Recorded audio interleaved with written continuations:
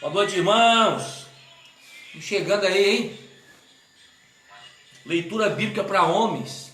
Eu ia passar a live pela página do grupo de homens, mas acabou que ninguém achou. Eu vou fazer por aqui mesmo. E nós vamos ter cautela em falar, né? Porque os irmãos que sabem, a reunião ela é feita só para homens e acaba que a gente extrapola um pouco os assuntos, que é só para homens. Mas A gente não gosta de café. não gosta de café, né? O Fábio. Nós vamos tentar amenizar um pouco. Nós estamos aqui com o Glauco, vai estar me ajudando a estar comentando a Bíblia. E hoje nós vamos estar lendo 1 Coríntios capítulo 7. 1 Coríntios, primeira carta de Paulo aos Coríntios, capítulo 7. É a leitura bíblica que a gente está fazendo. A gente terminou semana passada, né? Semana atrasada.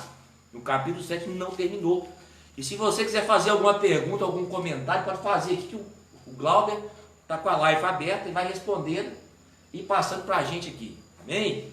E tira as mulheres da sala aí, não acessa perto dela não, irmão. Nós vamos... Edmar, vamos tomar cuidado com o que vai falar com as varotas assistindo aí. Pois é. Vamos tomar cuidado, irmão Dilmar. Muita cautela, né? E cuidado com a cautela também para poder estar fazendo as perguntas aí, né? Quer encostar no copo não? Vou segurar aí. Vamos chegar com quantas pessoas estão assistindo aí? 12 pessoas. Vamos chegar aí. Cadê o Carlinhos? O Fábio já está na área. O Tonho. Cadê o Titonho? Rafael. Paulo está na área também aí, não tá? Paulo Lima. Quem mais? Vamos ver. Não dá pra mim saber quem tá. Não dá não, né? Eu clico aqui. Quem está comentando aí? Vamos ver. É o Paulo, o Fábio, o Edmar. Edmar. Eu entro aqui pra ver quem é que tá assistindo. Sumiu a imagem aí.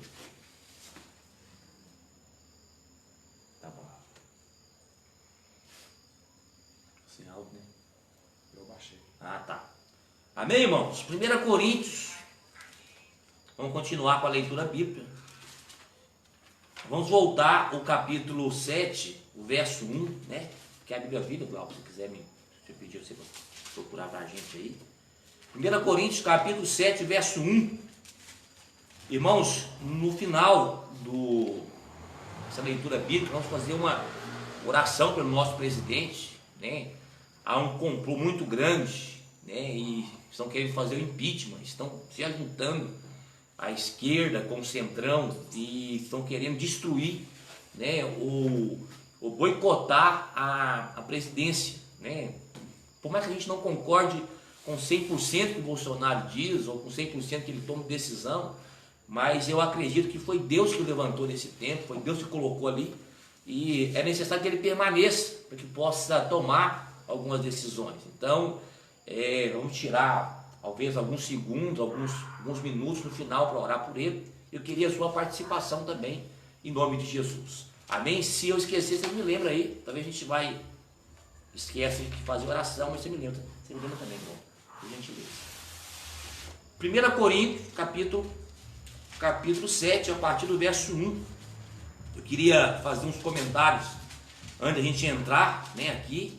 E antes de fazer uma oração. Glória a Deus. Confesso, estou com saudade de todos os irmãos, né? Os irmãos homens aí, que dá um glória a Deus aí, né? Bota um glória aí. Eldinho também está nos assistindo, né? Abração, Eldinho. Deus abençoe. Samuel está aí já não. Tem que comentar. Comenta aí para a gente ver quem está na área aí, irmãos, né? Dá um joinha aí, faz um comentário para a gente poder saber que você está na área, até para poder estar comentando com vocês também. Então, 7h34, vamos fazer uma oração. Senhor Deus e Pai, nós te damos graça, ó Pai, pelo grupo de homens Restauração, que todas as terças-feiras se reúne aqui neste lugar, Deus, para te adorar, para te glorificar, para te exaltar, e que todas as terças-feiras, ó Pai, tem interesse de aprender a Tua palavra. Pai, que o Senhor nos revele a Tua vontade nessa noite, que o Senhor fale no nosso coração, que o Senhor repreenda todo embaraço, que o Senhor repreenda, ó Pai, toda a influência contrária, que possamos aprender a Tua palavra. Aquela palavra que o Senhor mesmo disse, ó Jesus, que o Senhor esconde dos grandes, mas revela aos pequeninos. Que nós possamos ser esses pequeninos nessa noite. Que o Senhor revele ao nosso coração essa palavra, Que o Senhor fale a nossa alma, Pai. Que o Senhor visite casas, famílias, todos os irmãos que têm o costume de estar aqui todas as terças-feiras e hoje não estão. Que o Senhor nos visite agora, Pai, em nome de Jesus. Guarda as famílias, guarda as casas, os filhos, os casamentos. E que o Senhor possa nos instruir, conforme a Tua vontade e Teu querer. Em nome de Jesus. Amém. Que todos digam amém. Glória a Deus. Irmãos, só para relembrar, né, nós vamos entender que a cidade de Corinto era uma cidade gentílica, a qual Paulo, na sua segunda viagem, passando por Corinto, ele prega o evangelho ali, e ele forma uma igreja na cidade de Corinto, e ali a igreja cresce, desenvolve, e Paulo deixa homens de Deus tomando conta daquela igreja, e vai fazer viagem, vai pregar o evangelho de Cristo. E ele, em suas viagens, ele volta a doutrinar as igrejas a qual ele pregava através de cartas. E ele enviava carta, né? Mesmo preso, mesmo em prisões, ele mandava carta para poder doutrinar e tratar de alguns assuntos a qual estava sendo tratado, sendo necessário resolver naquelas igrejas. E acredita-se que a primeira carta de Paulo aos Coríntios, ela não é a primeira. Para mim, por gentileza, Laura. 1 Coríntios, capítulo 5, verso 9. 1 Coríntios, capítulo 5, verso 9. Acredita que Paulo já teria mandado outra carta para a igreja de Corinto. E alguns acreditam que teve 3 cartas, não só a primeira e a segunda. Mas teve a primeira, essa seria a segunda, e a segunda seria a terceira carta. Olha o que Paulo disse aqui em 1 Coríntios, capítulo 5, verso 9. Pode ler, por favor. Já por carta vos tenho escrito que não vos associeis com os que se prostituem. Então, no capítulo 5, no verso 9, Paulo fala de outra carta. Então, acredita-se que teve outra carta, que Paulo, por carta, já direcionou aquela igreja. Então, a primeira carta de Coríntios, acredita não ser a primeira, mas sim a segunda. Não se sabe aonde está essa carta, não se sabe por que não colocou ela no cânon bíblico, mas acredita que se tem uma terceira carta que está perdida, né? Paulo escreveu essa carta quando ainda estava em Éfeso, né? Lá em 1 Coríntios 16, 8, leia para mim, lá, por favor. 1 Coríntios 16? 1 Coríntios capítulo 16, 8, percebemos que Paulo estava em Éfeso, né? Quando escreveu a carta aos Coríntios, só para a gente poder relembrar, isso foi passado aqui na reunião, mas para a gente poder relembrar e se situalizar onde Deus quer falar conosco. Pode ler. Ficarei, porém, em Éfeso até o Pentecostes. Então Paulo estava em Éfeso quando escreveu a primeira carta aos Coríntios, que está dentro do cânon bíblico, né? E o que mais eu queria falar? A carta de Paulo aos Coríntios, ela é uma carta diferenciada. Por quê? Ela é uma carta-resposta. Ela é uma carta que Paulo escreve à igreja respondendo algumas perguntas que aqueles coríntios estavam vivendo, né, sobre casamento, sobre um levar o outro na justiça, sobre várias situações de pecado na igreja, sobre os dons ministeriais. Então, em todo o tempo, nós vamos ver o próprio Paulo dizendo assim: como vocês me perguntou, eu estou respondendo nessa carta. Como vocês me indagaram, eu quero responder vocês. Leia para mim 1 Coríntios capítulo 7, verso 1. Glauco. Olha como que Paulo usa essa situação aqui, olha aqui. Agora, meus irmãos, vou tratar das perguntas que vocês fizeram na última carta. É bom que o homem não toque em mulher. Então Paulo está dizendo que as respostas que aqui estavam em 1 Coríntios, ela para responder algumas perguntas que os coríntios já tinham feito em outro tempo. Então, a carta em si, sempre vamos ver Paulo dizendo: seria bom que fizesse assim, eu não queria que vocês fizessem assim, né? Então, é um aconselhamento. E a primeira carta de Paulo aos Coríntios, a segunda, já é uma carta diferente da primeira. Por quê? Ela é uma carta onde Paulo defende o seu ministério, onde Paulo ele debate com os irmãos daquela igreja, defendendo a liberalidade do seu apostolado. Mas a primeira carta de Paulo é uma carta-resposta. Guarda isso dentro do teu coração. A primeira carta de Paulo aos Coríntios é uma carta-resposta. É uma carta a qual Paulo está respondendo a alguns assuntos que os irmãos lhe fizeram durante o tempo. Tem alguma pergunta? Você pode falar aí, viu? Por gentileza. A igreja de Corinto, irmãos, pensa numa igreja complicada. Se você acha que a sua igreja é complicada, eu vou sair da igreja porque tem problema. Eu vou sair da igreja porque tem gente fofoqueira, porque tem gente complicada, porque tem pecado. Pastor, vou sair da igreja porque o pessoal está pecando. Irmãos, toda igreja vai ter erros. Toda igreja vai ter pecado sendo tratado, né? Eu sempre gosto de sempre dizer que ir na igreja e não querer ver pessoas complicadas, não querer ver pessoas defeituosas, com erros, né? É a mesma coisa de querer ir em uma academia e não querer ver gente gorda. É como você querer ir no hospital e não querer ver gente doente, porque a igreja, ela é uma porta aberta que Deus abriu para curar, para restaurar. E a igreja de Corinto, eu acho que ela mostra para a gente o que realmente é a igreja. Pensa numa igreja complicada. É uma igreja que tinha divisões, né? Aqui, Paulo, quando começa o capítulo 1, ele começa a falar sobre isso, que havia irmãos que diziam ser de Paulo, outros irmãos diziam ser de Apolo, outros de Cefas, outros de Jesus Cristo. Então havia grupinhos, sabe, panelinha. Pastor, na igreja tem panelinha. Aonde tem gente vai ter panelinha. Aonde tem gente vai ter grupinhos. Mas nós devemos tratar esses grupos. E Paulo estava tratando, através dessa carta, esses grupos e essas panelinhas, né? Essa divisão que havia dentro da igreja de Corinto.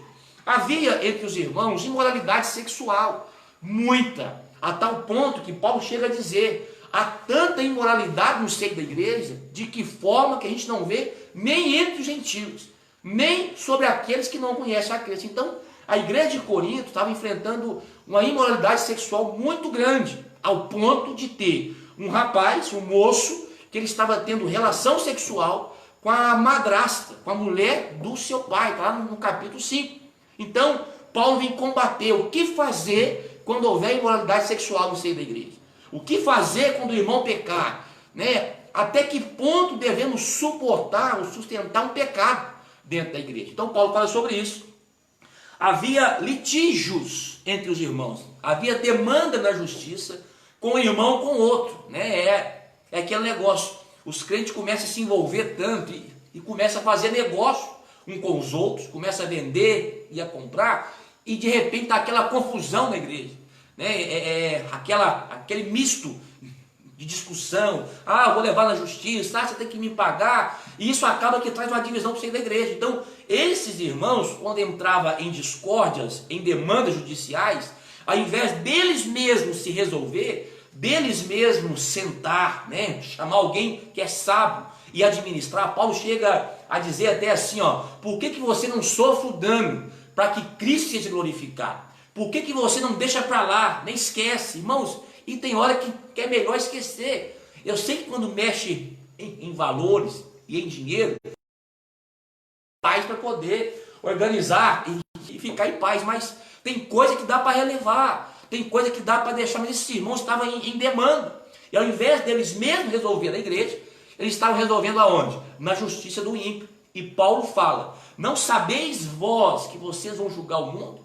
Será que não tem ninguém no meio de vocês que são tão sábios que não possa resolver esses conflitos? Então, havia dentro daquela igreja divisão, imoralidade sexual, litígios entre irmãos, e também havia heresias no entendimento de dons espirituais. No capítulo 14, nós vamos ver Paulo ensinando a respeito dos dons, porque acredita-se que naquela igreja todo mundo tinha que falar em língua. E o falar em língua era uma forma de mostrar espiritualidade. Era uma forma que todo mundo acreditasse que quem fala em língua é espiritual, e quem não falava em línguas não era espiritual. E Paulo diz assim, se chegar alguém na igreja hoje e topar todo mundo falando em língua, e se esse cara for leigo, ele vai achar que todo mundo está louco. É bom que fale em língua, mas é melhor que profetize, porque quem fala em língua, ela edifica a si mesmo, mas quem profetiza edifica o corpo de Cristo. Então havia essas coisas para se tratar, né?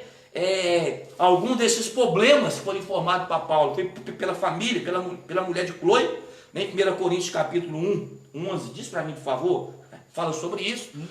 Um irmão temente, ele foi até Paulo e ele relatou tudo aquilo que estava acontecendo na igreja de Corinto. E Paulo acha por bem escrever uma carta e mandar para esses irmãos para sanar e resolver todas essas situações. Pode ler para mim.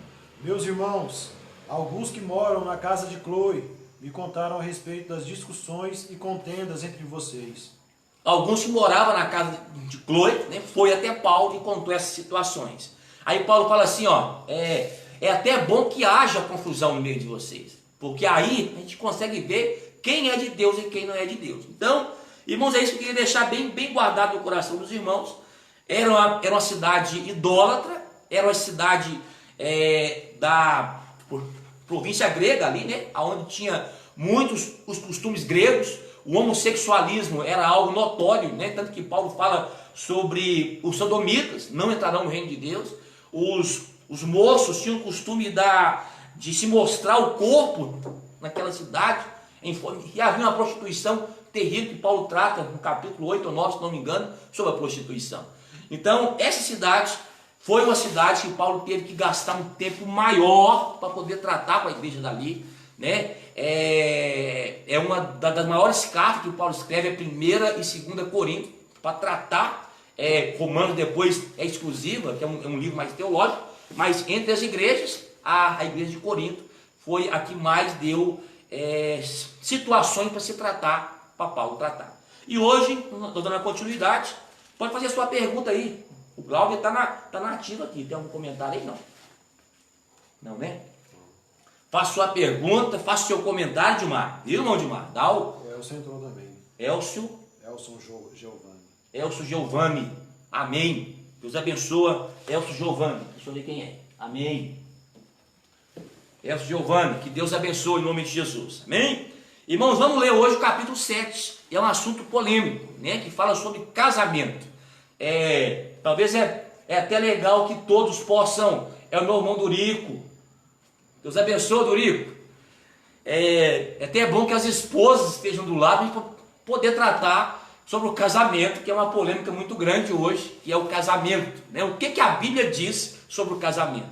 E o capítulo 7 inteiro, Paulo trata sobre questões sobre o casamento. Deve casar? Deve se separar? E se separar? Né? Aquele momento tinha muitos irmãos que a esposa estava indo para a igreja e o esposo não estava indo para a igreja. O esposo estava indo para a igreja e a esposa não se convertia a Cristo. E estava tendo confronto. O que fazer?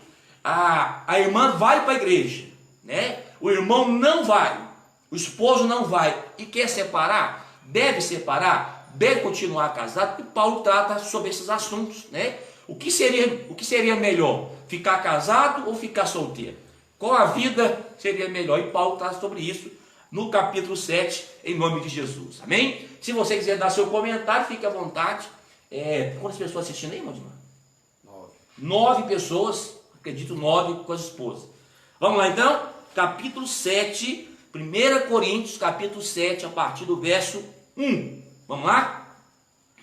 Ora, quanto às coisas que me escrevestes, bom seria que o homem não tocasse em mulher. Essa não é uma posição geral da Bíblia, irmão.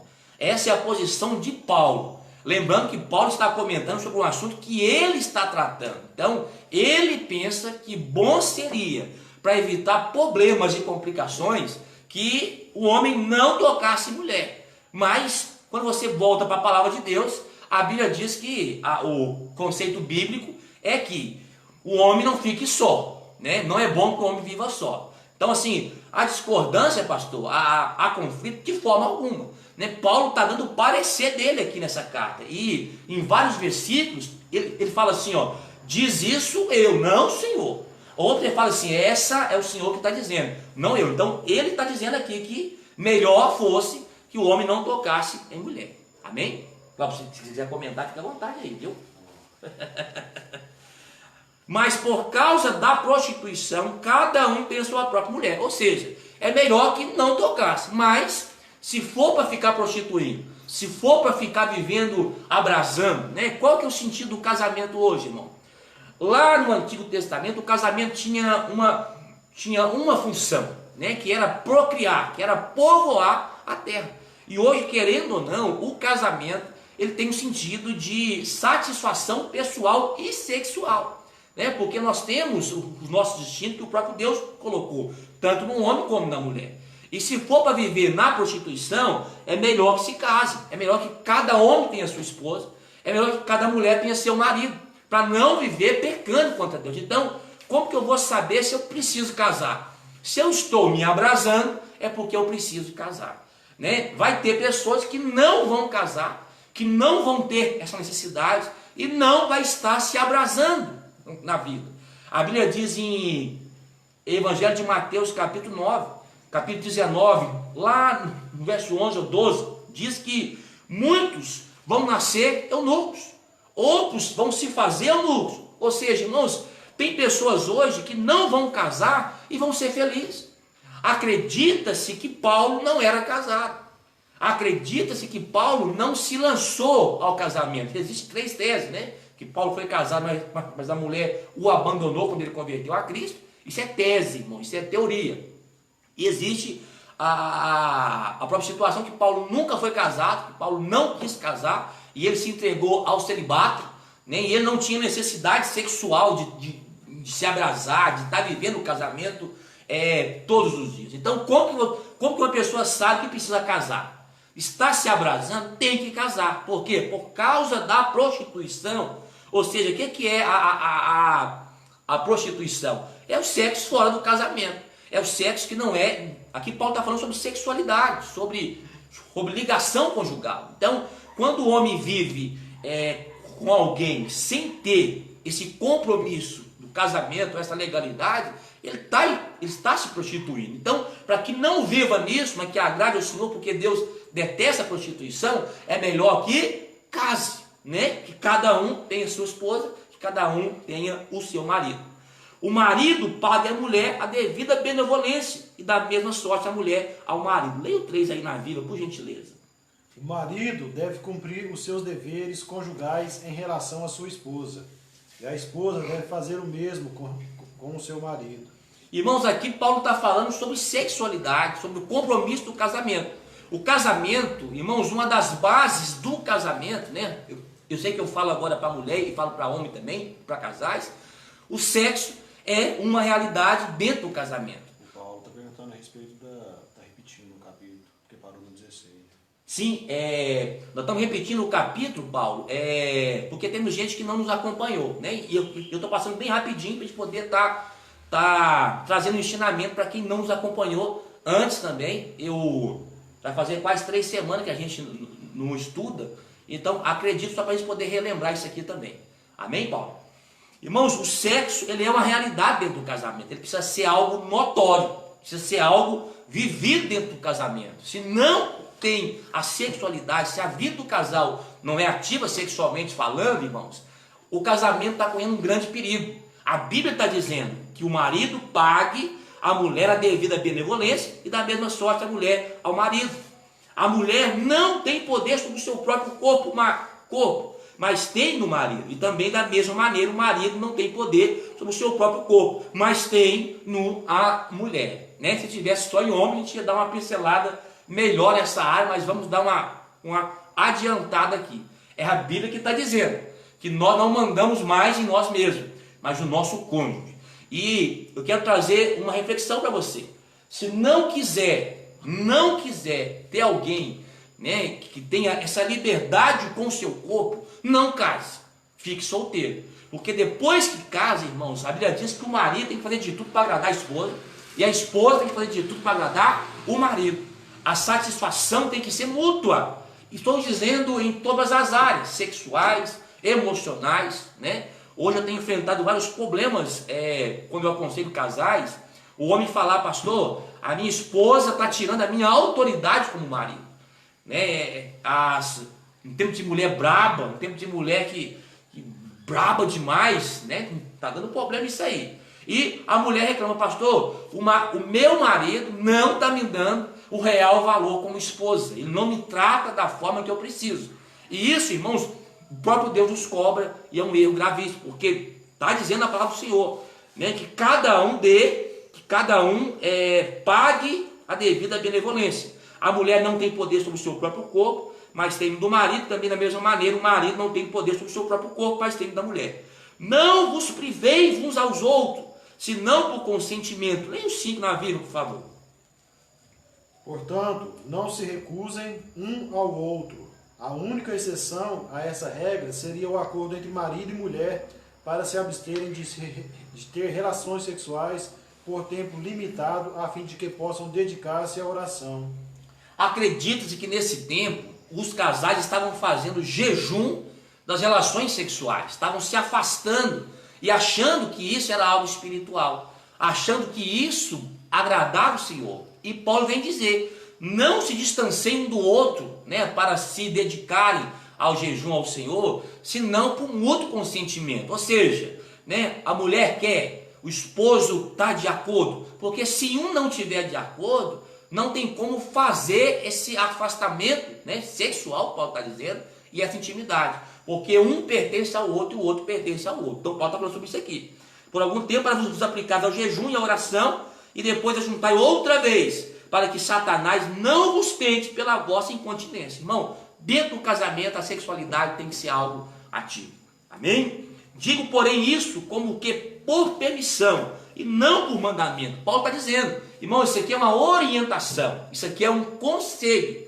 Se vocês não querem que o diabo entre dentro do casamento, se você não quer que Satanás tenha acesso, hoje eu vejo muitos casamentos sendo destruídos, irmãos. Sabe por quê?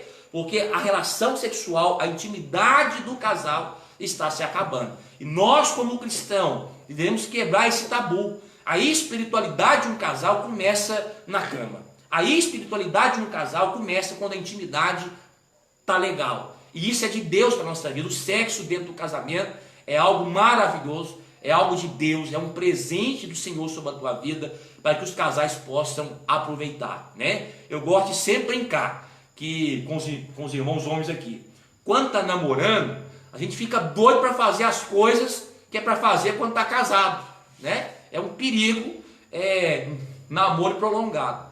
E depois que casa, a gente começa a fazer aquilo que devia ter feito quando estava namorando, que é o distanciamento, que é o separamento.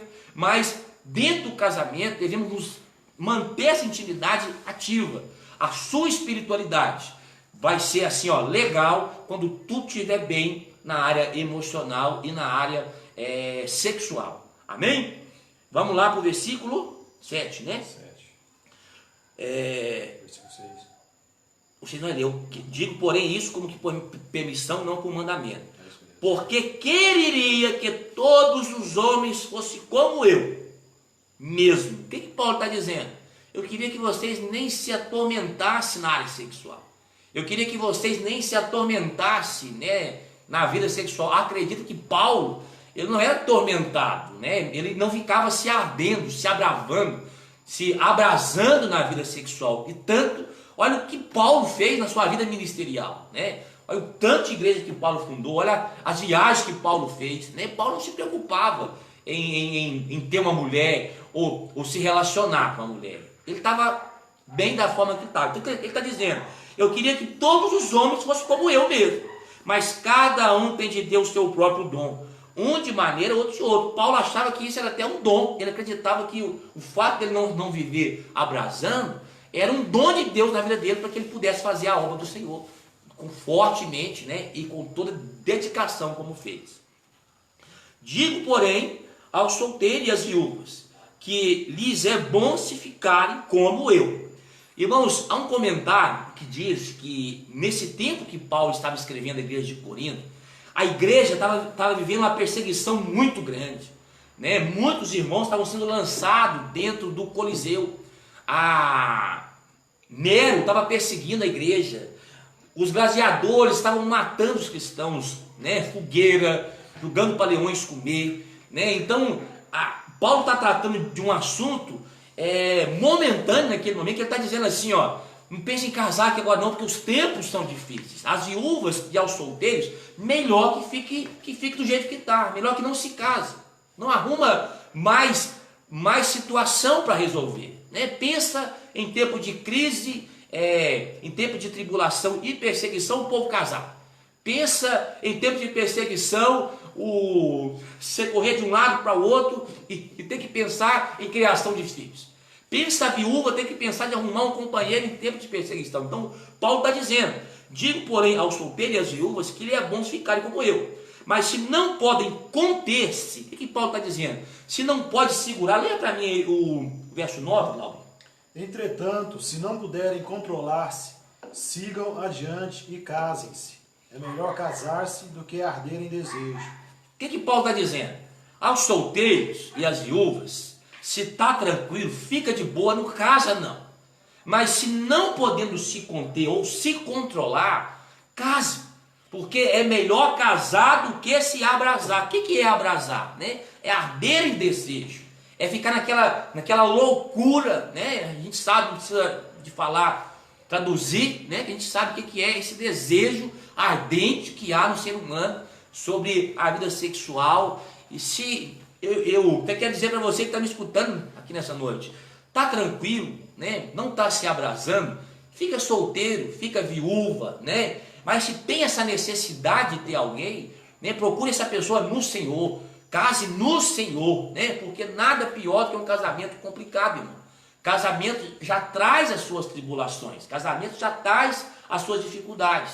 E casar com a pessoa que não é do Senhor é mais problema e é mais complicação. Então, não podendo se conter, se controlar, é melhor que case. Amém, Glauco? Quer falar alguma coisa? Fica à vontade.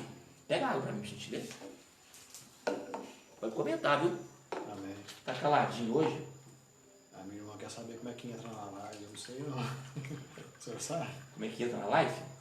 É só abrir a minha página, Pastor Silvério, e tá lá ao vivo e entrar para assistir, né? É a Luciana que entrar? É a Flávia. Ah, tá. Deixa eu ter que copiar o link que você mandou pra ela. Irmãos, então se não podendo se conter, melhor que se case. Glória a Deus que nós casamos, né? Graças a Deus que nós casamos. E hoje nós vivemos uma vida para agradar o Senhor casados, né? E para você que está me escutando aí, que não casou ainda, está na hora de tomar a decisão para a tua vida. Está na hora de assumir um compromisso pessoal. Está na hora de assumir, né, diante de Deus, que pode fechar muitas brechas espirituais na tua vida. Porque enquanto não assume esse compromisso, não há um casamento. Tem um ditado que diz assim, ó: amigado com fé, casado é. Deus não vê dessa forma, meu querido. Deus não vê uma aliança em compromisso sendo casamento. Então, se é para casar, que case. Amém? Pessoas que vivem 20 anos juntos. Vamos casar, irmão? Ah, pastor, não, eu estou pensando. Já está casado, já viveu todos os conflitos, só assumir um compromisso. Amém? Mais alguma pergunta aí? Não, né? Verso 10. Todavia, aos casados, essa agora é para nós, ó. Mando não eu, mas o Senhor, que a mulher não se aparte do marido. Irmãos, Paulo está dizendo para o solteiro: melhor vocês não casem, fica de boa. Mas aos que são casados, não se separem. Faça de tudo para não divorciar. Faça de tudo para não se separar. Isso não é do agrado do Senhor. Se porém se apartar, que fique sem casar, ou que se reconcilie com o marido, e que o marido não deixe a mulher. Serve para o cônjuge, né, para a mulher e para o marido. Irmão, não separe. Procure uma ajuda pastoral, procure um aconselhamento, procure oração, procure ajuda, porque um divórcio traz um dano terrível para a vida daqueles que se separam. Há uma destruição para os filhos, há uma destruição para as famílias. Não compensa o divórcio. Deus não é a favor da separação por qualquer coisa, mas Deus é a favor da restauração da família e do casamento. Amém? Se porém se apartar, fique sem casar, ou que se reconcilie com o marido, e que o marido não deixe a mulher. Mas aos outros digo eu, não Senhor, se algum irmão tem mulher descrente, o que estava acontecendo nesse tempo que Paulo estava escrevendo aos Coríntios?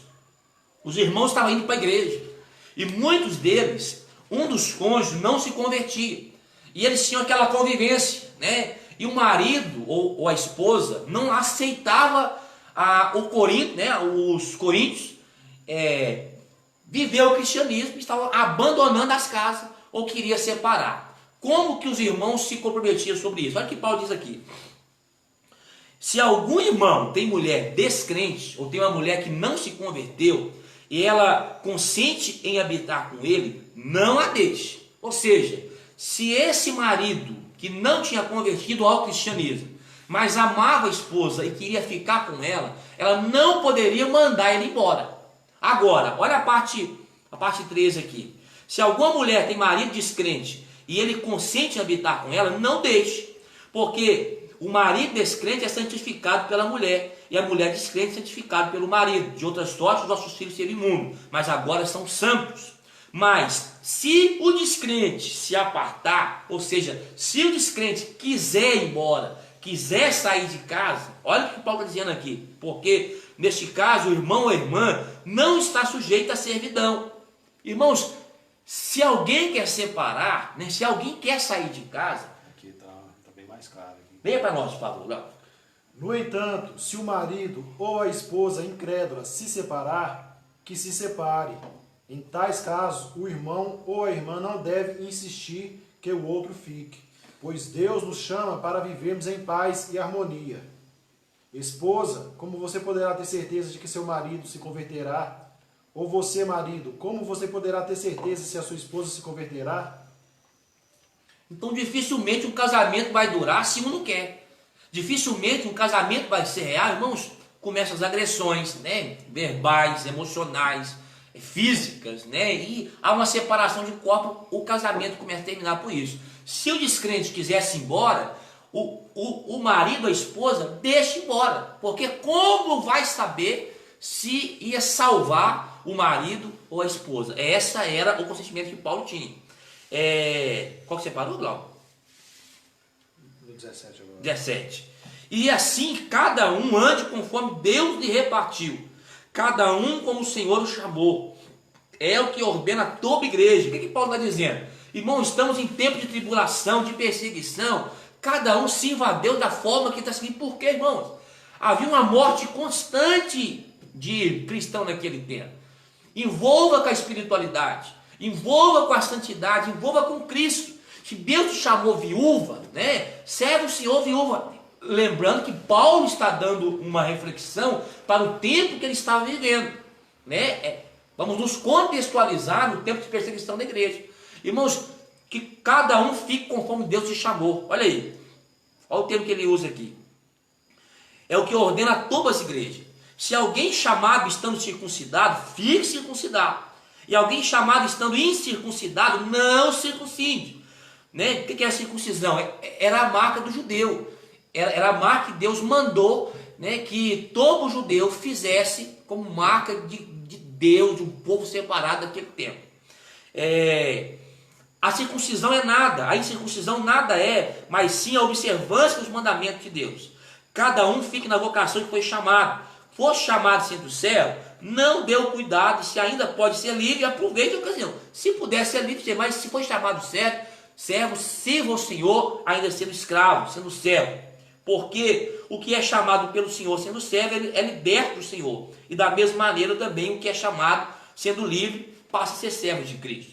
Foste comprado por bom preço, não vos faça servos dos homens. Irmãos, cada um fique diante de Deus no estado que foi chamado. Ora, quanto às virgens, havia uma situação em Coríntios que os pais não sabiam qual que era melhor, né? Tem um comentário que diz que acharam um cemitério só de virgens, porque as famílias acreditavam que o Cristo, o enviado, ele foi anunciado em Isaías que ele viria através de uma virgem. E as famílias tinham esse costume de separar uma virgem para essa habituação. Então, os pais estavam nas dúvidas. E as virgens? Devem casar? Devo guardá-las, né? Como que eu devo cuidar, né? Cristo, aquele povo estava esperando Jesus voltar para aquele tempo, irmão, né? Porque Jesus disse, em breve eu voltarei. Então, a igreja primitiva sempre estava esperando Jesus voltar, sempre estava esperando, eles não estavam, tanto que a igreja primitiva lá em Atos capítulo 2, verso 42, diz que eles venderam tudo e colocaram aos pés dos próprios apóstolos. Eles se conscientizaram ali em próprio Jerusalém, aguardando Jesus voltar para aquele tempo. Então, os pais estavam preocupados se deviam casar as virgens, dar em casamento, ou se não devia, qual seria melhor. E Paulo dá o parecer dele sobre esse assunto. Olha aí. Ora, quanto às virgens, não tem um mandamento do Senhor. Dou, porém, meu parecer como quem tem alcançado misericórdia do Senhor para ser fiel. Olha, eu não sei, não tenho o que falar para as virgens. Eu não tenho um mandamento específico bíblico, mas vou dar o meu parecer como Paulo. É isso que ele está dizendo.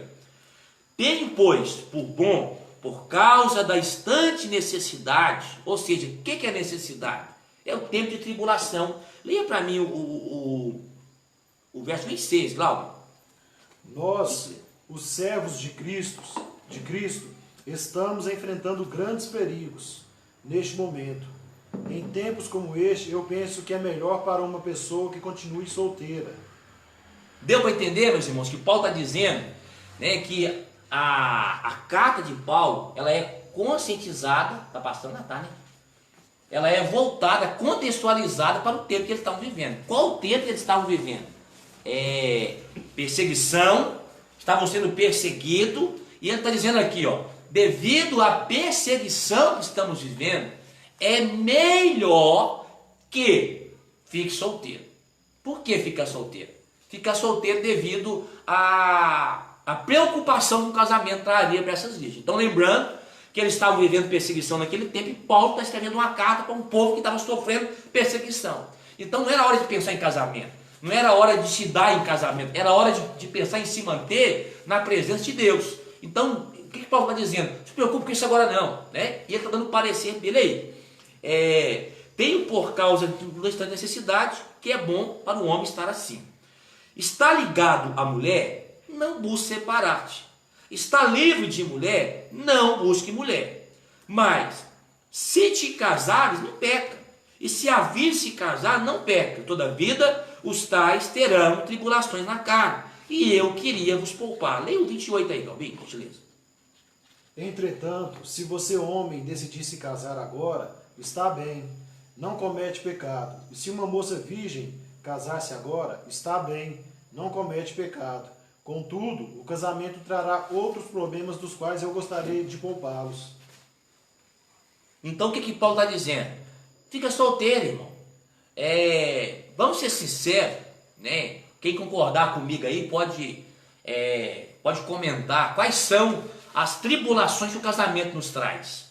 Financeiro, né? Devemos envolver toda a nossa vida. Ajuda aí, dá uma comentada aí quais são as situações que o casamento nos traz, né? Voltar os nossos olhos para a família, educação de filhos, tudo isso está envolvido com o conceito de casamento e família. Honrar e cuidar um dos outros, né? Além de cuidar de nós mesmos, devemos cuidar um dos outros, porque o casamento é mútuo, essa confiança e essa segurança. Então, o que Paulo está dizendo? Devido a grandes tribulações que estamos vivendo, é melhor não se casar, que fique solteiro, mas é devido ao momento que eles estavam vivendo. Alguma coisa aí não, né? Não, né? Pode falar, viu, Lauro? Fica à vontade. Não busque mulher, mas se casado também não peca. Mas eu queria vos poupar de problema, de situação, né? Casamento vai nos trazer uma situação complicada, irmão. Quem é casado aí sabe o que eu estou dizendo, né?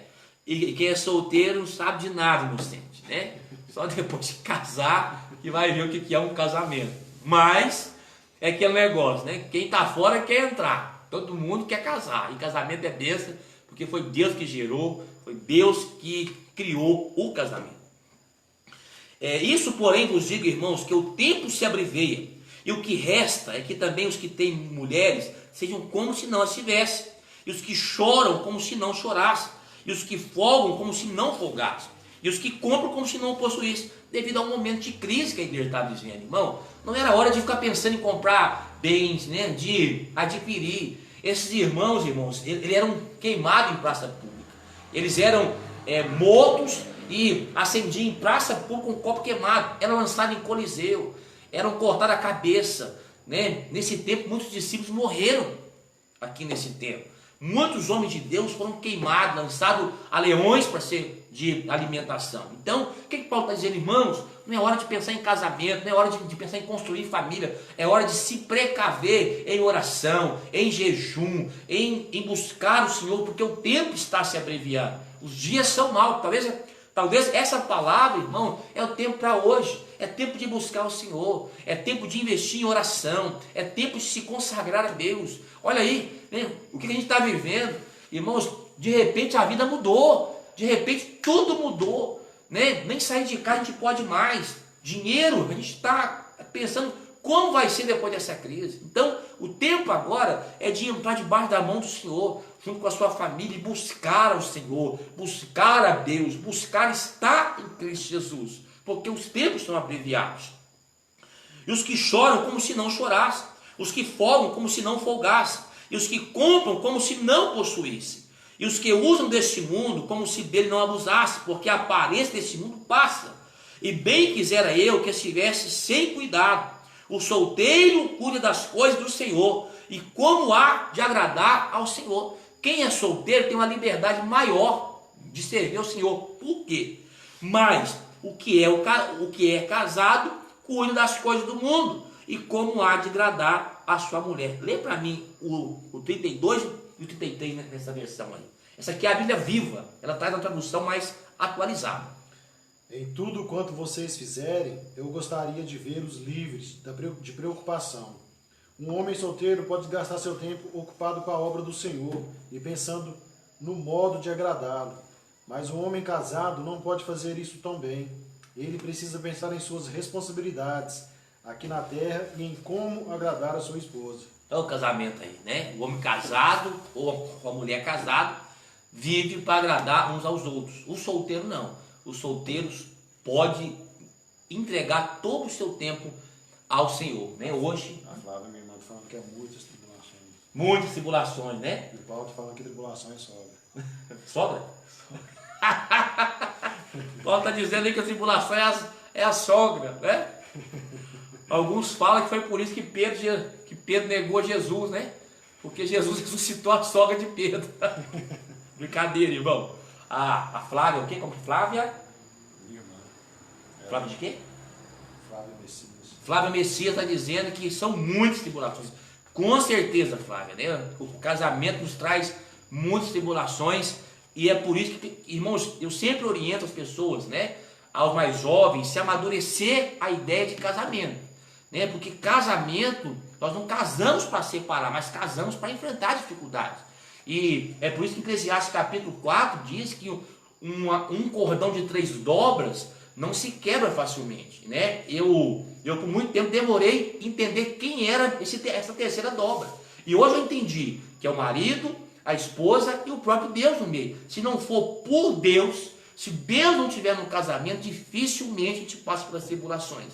Mas Deus nos dá graça, Deus nos dá motivação para manter firme. Amém? O Fábio está falando que está muito bom. O Fábio está falando que tá legal aí, né, Fábio? Graças a Deus, terça-feira vamos fazer de novo. Comenta alguma coisa aí. Cadê a Rosa? Está do seu lado aí, Fabão? A patroa está do seu lado aí? Amém. Deus abençoe. Então, irmãos, os solteiros cuidam das coisas de Deus e os casados cuidam como agradar um ao outro, cônjuge, né? E é isso que Deus espera de nós. E o que Paulo está dizendo? Eu, se fosse vocês, por essa crise que a gente está vivendo, não casa não, né? Fica de boa, serve o Senhor aí, né? O próprio celibatado, alguns acreditam que Paulo, ele exercia esse celibato, né? Que é não casar, porque esse celibato tem que ser uma decisão também, né? Não é como diz alguns sacerdotes do próprio catolicismo, que o homem que for servir no altar não pode casar. Eu acabei de dizer que se não consegue se conter, é melhor que case. O celibatário é uma decisão pessoal diante de decisões nossas, que não somos, não vamos nos abrasar, porque se for para abrasar, casa, né? Como que você sabe que você tem que casar? Está se abrasando, irmão? Tem que casar, amém? E tem que enfrentar todas essas tribulações, né? Como diz aí o Paulo, a sogra, a vida financeira, né? Várias tribulações, mas Deus nos dá graça. Eu sou casado, muito bem casado, Né? Tem dia que a coisa pega, mas eu estava falando com um amigo meu hoje, né? Eu não conseguiria ficar solteiro. Eu preciso ficar casado. Eu tenho a necessidade de ter alguém perto de mim que me completa em todos os âmbitos. E hoje, entre a tribulação e o casamento e me abrasar e pecar contra o Senhor, eu prefiro enfrentar essas tribulações e me manter firme na presença do Senhor. Amém? Como diz o Carlinhos, né? O casamento é só aqui embaixo. No céu não tem casamento, irmão. Lá vai acabar tudo. Lá vamos ser seres sexuados, né? Como os anjos, que não se dão em casamento, não se casam. Wesley também tá dando um abraço aqui. Wesley Melo, abração pro Wesley Melo. A Deliana tá em pé de você, não fala da tribulação do casamento não, Wesley. Não é dar no seu empurrão aí, hein? Vamos lá então? Mas o que é casado cuida das coisas do mundo e como há de agradar a mulher. A diferença entre a mulher casada e a virgem. Claro que há muita diferença, né? A solteira ou a virgem cuida das coisas do Senhor para ser santa. Eu queria ler nessa versão que ela é legal demais. O verso 34. Essa Bíblia é a Bíblia viva. Tá dando para escutar a voz do Glauber aí? Faz um comentário para nós aí. Seus interesses estão divididos. O mesmo acontece com uma jovem que se casa. Ela enfrenta o mesmo problema. Uma jovem não casada está ansiosa por agradar ao Senhor em tudo quanto ela é e faz. Uma mulher casada, porém, precisa considerar outras coisas deste mundo em agradar seu marido. Amém? Então há diferença, né? A solteira vai fazer de tudo para agradar o Senhor.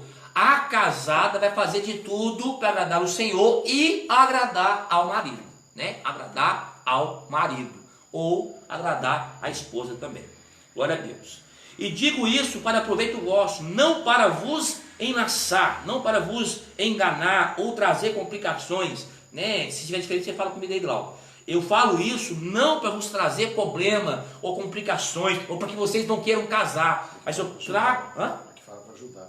Eu quero ajudar vocês, quero orientar vocês. Paulo está dizendo, eu não quero trazer complicações para vocês, eu não quero trazer dificuldade em estar casado, mas pelo contrário, eu quero cooperar para que vocês, antes de entrar no casamento, irmãos, eu sempre que vou fazer um casamento, eu leio esse versículo. Casamento vai ter tribulação, você está preparado para isso? Casamento vai ter dificuldade, casamento vai ter um peso, vai ter um ônus. Então a casa hoje, eu não sabia. Quem eu caso sabe as tribulações que vai ter, né? De toda a situação que vai passar. Então o que Paulo está dizendo? Eu não estou falando isso para vocês complicar, porque tem que falar assim, Paulo fala para não casar. Não, Paulo está falando, né? Se não consegue se conter, casa. Mas o casamento vai ter complicação. Está preparado para isso? Casa. Não está? Fica solteirão aí, né? Vai ver sua vida, vai servir o Senhor, vai para a África do Sul, vai para Moçambique, mas agora, se está se abrasando, queridão, tem que casar, né? Não dá para viver A Cida tá falando. dessa forma. Não casar. Qual Cida? A Cida Souza. Cida Souza. Pega a galera. Quem falou que é galera? Wesley. Irmãos, Paulo está falando, está orientando, né? É aquele ditado, quem está fora quer entrar, quem tá dentro quer sair. Mas quando Deus está no meio, tudo vai dar certo, tudo funciona em nome de Jesus, amém? Casamento é bênção. Por que eu sei que casamento é bênção? Porque foi Deus que estabeleceu o casamento. E os dois serão uma só carne, né? Talvez os casamentos tenham mais complicações porque tomam decisões erradas, porque não entendemos os princípios e valores que Deus estabeleceu para o casamento. Amém? E digo isso para proveito vosso, não para vos enlaçar, mas para que o que é decente e conveniente, para vos unir ao Senhor sem distração alguma. Ou seja, vai servir ao Senhor, sirva sem distração, né? Sem ter que voltar o pensamento com a família a qual você é responsável. Mas se você tem uma família, você é obrigado, né? Por Deus. Irmãos, olha como que Deus fala, né? Mas os que são casados têm a obrigação de agradar ao marido ou à esposa. É Deus está falando isso aqui. Amém? Tem um textão aí. O Wesley que o amor da vida dele, o Delano está do lado dele. O Ela está dizendo aqui que o amor da vida dele está do lado dele, né? A minha outra metade. Ai, ai, ai. Glória a Deus. Aleluia. Amém. Deus abençoe esse casamento. Foi eu que fiz, né? Cristo está funcionando desse jeito aí. Estou brincando, irmão. Mas se alguém julga que trata indignamente a sua virgem, se tiver passado da flor da idade, se for necessário, que faça o tal que quiser. Não peca, casem-se. Ou seja, se o camarada segurou a virgem até ela ficar velhona, né? E ele está com a consciência pesada e quer casar ela, casa ela. Ele não está pecando sobre isso. É Paulo que está falando sobre isso aqui. Lê o 36 para nós ver. Se alguém sentir que está agindo de forma indevida diante da moça, que ela está passando da idade, achando que deve se casar, faça o que achar melhor, que se case. Não é pecado. Então pronto, né? A virgem, Paulo não tinha um mandamento específico. Se quiser casar, faz bem. Lembrando que vai ter problema.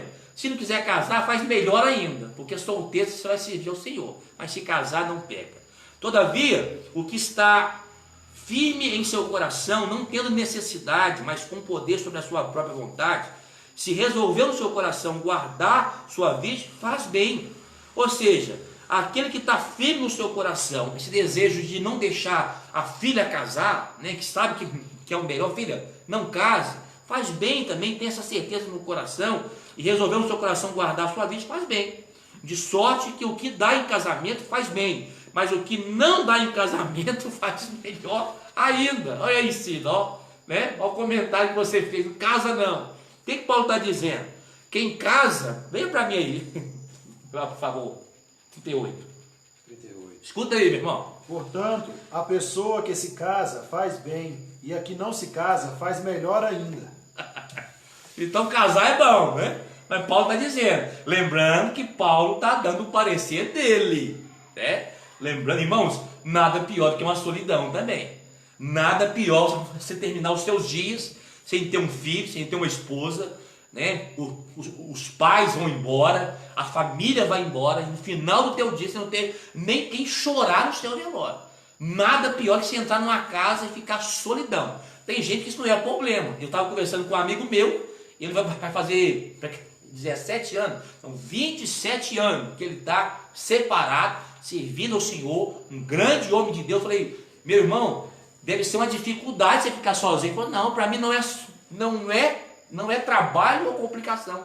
Eu amo conversar comigo mesmo e conversar com Deus. Eu falei com ele, eu ficava doido se eu começasse a conversar sozinho, eu endoidava. É cada um com a sua necessidade, né? Então tem uns que gostam de ficar sozinho e tem outros que não gostam. Cada um defina. Mas o que casa faz bem, mas o que não casa faz melhor ainda.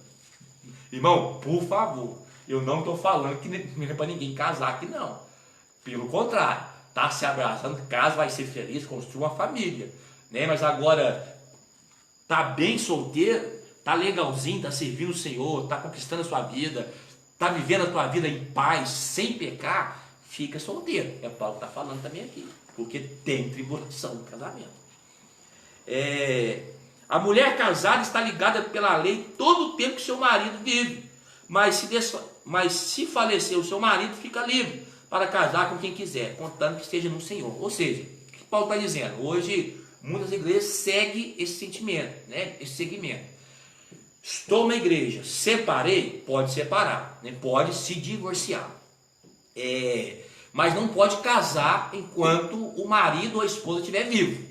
Depois que o marido morrer, tanto um como o outro pode casar. É o que o Paulo está dizendo aqui. Mas tem que ser também no Senhor. Não pode ser alguém que não conhece a Cristo. Será, porém, mais bem-aventurado se ficar assim, segundo o meu parecer. Paulo está dizendo, se separou, irmão, não casa mais não. Vai encrencar de novo, né? O trem já deu zebra uma vez, você vai dar zebra de novo. Então você fica casando e separando. Tem um pastor na mídia que ele casou e separou 7 vezes, né? E ele falava que sempre ele achava que a culpa era da mulher. E depois de 7 casamentos ele separou e ele percebeu que a culpa era dele. Ele não nasceu para viver casado, né? E separa e casa. Eu conheço um moço que casou 6 vezes. Ele está com 74 anos. E ele disse que o maior erro dele foi ter separado a primeira vez, né? Se ele tivesse ou não ter casado, aí seria melhor, porque ele casou e separou esse tanto de vezes e sempre viu as mesmas coisas acontecer. Amém? É que hoje eu estou falando nós sobre casamento, né? Pelo amor de Deus, não guarde o seu coração não, viu? Se porém mais bem-aventurado ficar assim, segundo meu parecer, e também eu cuido que tenho o Espírito Santo. Lê o 40 para mim, irmão. Para você participar também, senão você fica caladinho. Mas na minha opinião, ela será mais feliz se não se casar de novo. E eu penso que estou dando a vocês um conselho da parte do Espírito de Deus, quando digo isso. Amém? Então aqui encerra sobre os assuntos do casamento. Tem alguma pergunta aí? Pode fazer agora para a gente poder estar respondendo aqui. Tem alguma pergunta aí? A Luciana falou que solteira teria mais liberdade para adorar a Deus. Amém. Espera, por favor. A Luciana está dizendo que se ela tivesse, né? Porque hoje não está, está casada, então hoje tem que servir a Deus da forma que está. Viu, minha Luciana? Ela está querendo casar. Hã? Está falando que eu estou precisando casar. Quem? A minha irmã. O Glauco está precisando de casar. Irmãos, o Paulo está falando aqui que é minhoca sorteiro. Não vamos perguntar o homem, não. Né?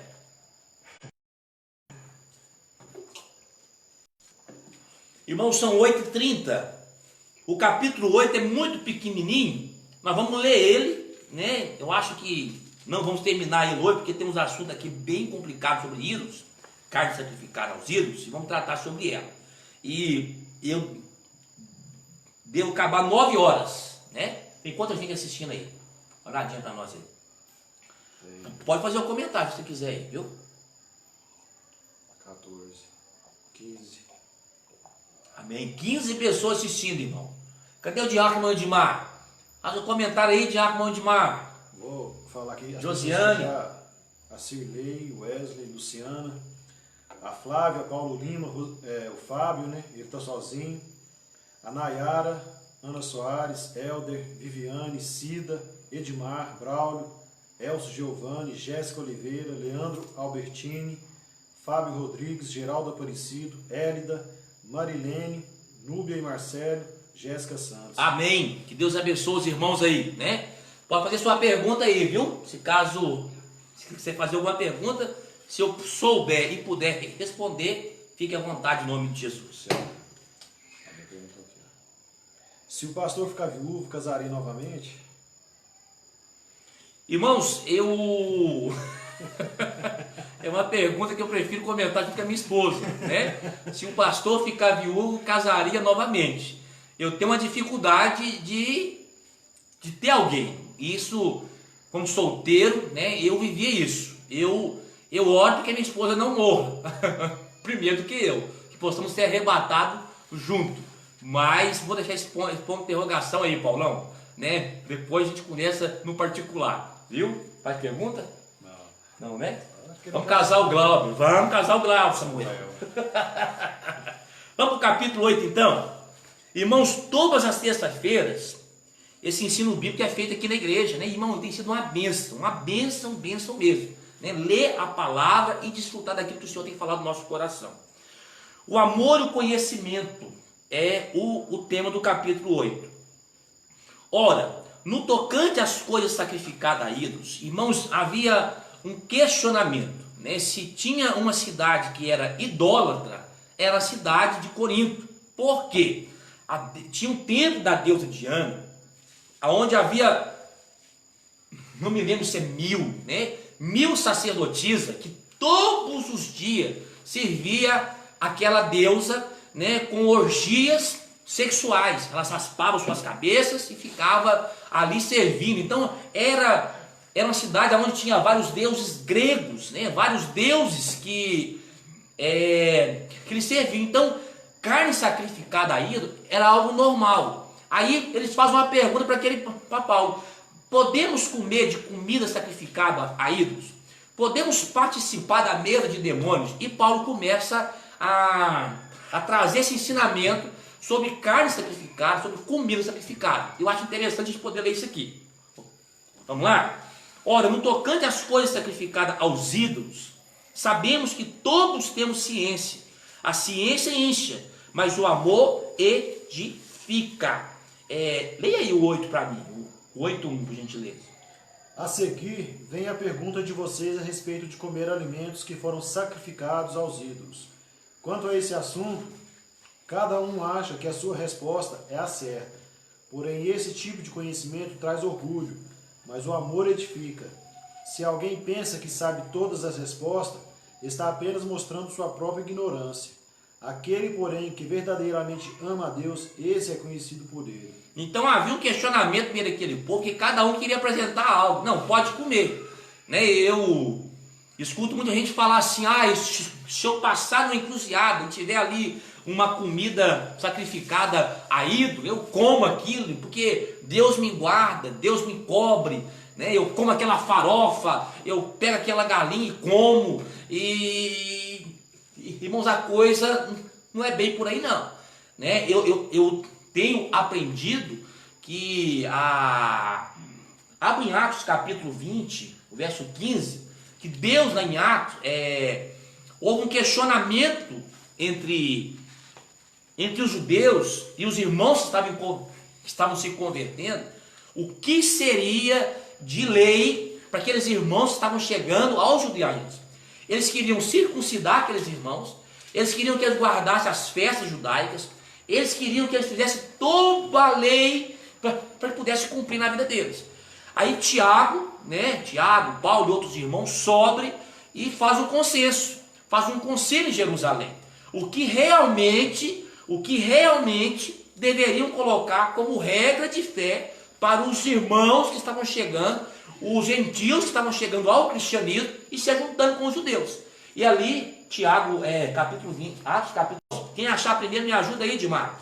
Atos capítulo 20, que fala sobre o consenso, sobre o concílio em Jerusalém, acho que é 15, Atos 15 e 20, lê para mim aí. 15 e 20. É 20 não, Hã? 15 e 20? Não. 15 e 20? 15 e 22, irmãos. Olha aqui, né? O 22. 20 mesmo. Na verdade, em Atos, houve uma discussão entre os judeus e os gentios, o que realmente seria para a igreja. Por quê? Os judeus tinham todas as suas leis cerimoniais, as festas, a Páscoa, né? as luas novas, as guardas do sábado, a circuncisão. E quando esses irmãos convertidos estavam indo para a igreja, esses judeus, até teve um confronto entre Paulo e Pedro, ali sobre esse legalismo que havia sido implantado, né? Havia um questionamento, que esses gentios que estavam chegando para a igreja deveriam se circuncidar. E Paulo fala assim, peraí, a lei, ela é para os judeus, ela não é algo para os gentios. Esses gentios não podem se enquadrar. E houve um questionamento. E eles começaram a discutir, porque alguns fariseus entravam no meio deles e diziam assim, não, tem que circuncidar, tem que rapar a cabeça, tem que guardar o sábado, tem que fazer isso. E Paulo disse assim, peraí, vamos buscar do